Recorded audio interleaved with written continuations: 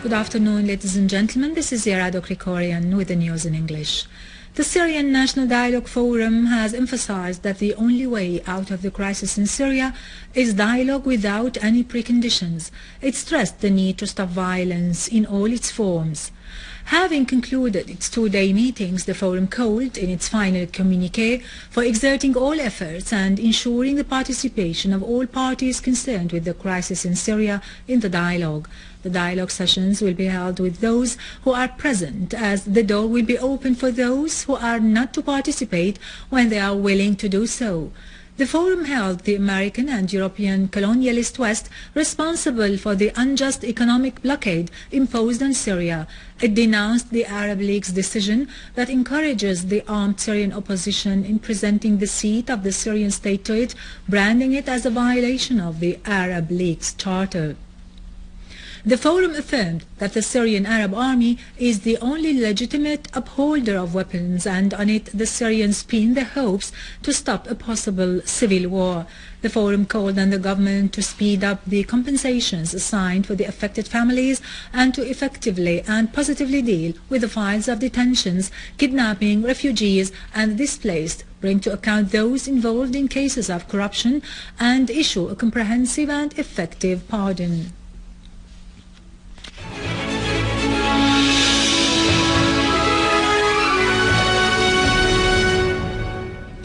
In Hom's suburbs, a military source said the army has intercepted an attempt by terrorist groups to attack Palmyra military prison, inflicting on them heavy losses and destroying their criminal tools.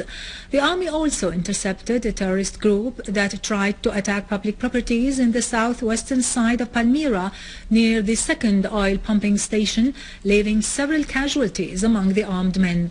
The army also chased terrorists in Ad-Dar al-Kabira and Al-Hamidiyya village in Al-Qusayr, as well as in Tall al-Nabi Mando and Jobar in the direction of Ain al-Zarqa Ibil, scoring direct hits.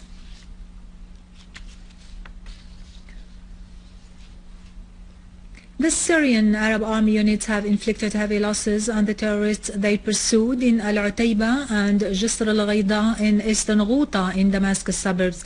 A number of terrorists were killed and others were wounded, including Yusuf Affouf and Muhammad Shikhani. The army forces also carried an operation near Jisr al-Ghayda in Jisreen village, killing and injuring a number of terrorists, including Anas al-Khatib and Abdul Latif Mohsen. In the countryside of Latakia, a Syrian Arab army confronted a group of terrorists linked to al-Nusra Front in the village of Al-Hur near Kinsaba district, killing and injuring many of them. Among the terrorists killed there were Abu Umar al-Dimashqi, Abu Hurayra al-Sirjawi and Abu Zubayd al-Buzabki. 2 vehicles were also destroyed and all terrorists inside were killed.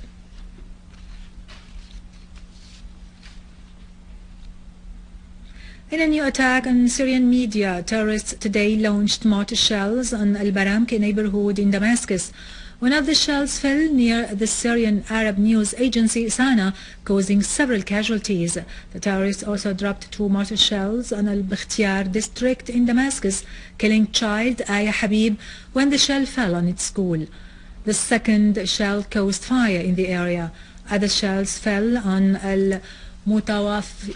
Mutafawwiqeen and Ali Khallouf schools in the area, injuring 4 citizens, including a teacher, and causing damage to both schools. Also in Damascus, terrorists detonated an explosive device stuck into a private car in Al-Azbakiya, killing the driver who was inside. In another attack, terrorists also detonated another explosive device stuck into a car in the residential area of Al-Halbouni, killing the car owner. The army has destroyed a number of terrorist hideouts and several vehicles that contained weapons and ammunition in a series of operations in Aleppo and its suburbs. A number of machine guns-equipped vehicles loaded with weapons were destroyed on Akhtarin Aleppo Road. All the terrorists inside were killed. Other vehicles were also destroyed in Al-Atarib and Urm al-Sughra. The armed men who were inside were either killed or wounded.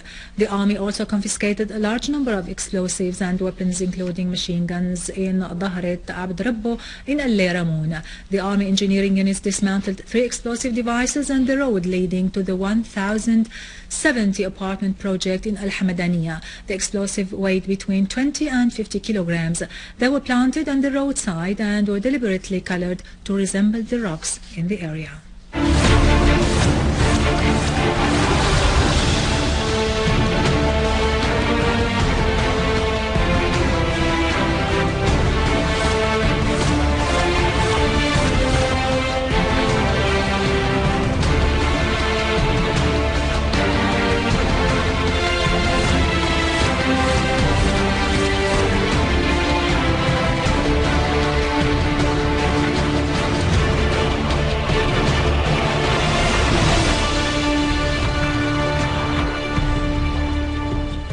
American officials have been quoted by the Associated Press news agency as saying that Syrian fighters are being trained by the USA in Jordan and that the training operations are run by the American intelligence. They added that such training is going on, though Washington alleges that its role is confined to non-lethal assistance at this stage. They also affirmed the involvement of France and Britain in the training operations. The reports published by the Associated Press coincided with others circulated by European newspapers and magazines like the British Times Daily, the German Der Spiegel and the French Le Figaro, which all disclosed that specialists and experts from the USA and some European states have been training in camps in Jordan the armed terrorist groups who are perpetrating acts of killing and destruction in Syria. The American Republican Senator Rand Paul said last month that Washington supervised an arms shipment from Libya to Syria.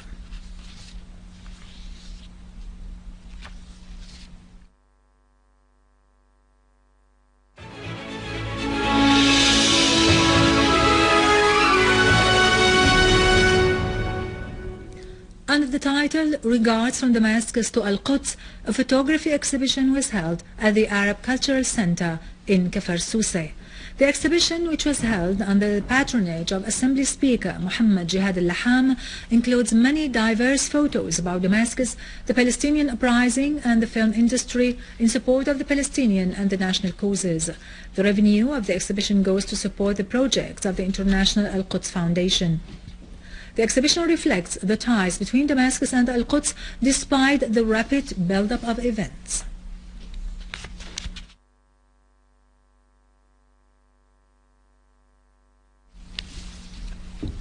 That was our news for today. Thank you for watching.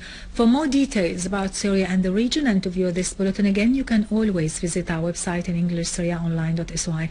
Now to latest business and market news with Nariman Qassam after a short break.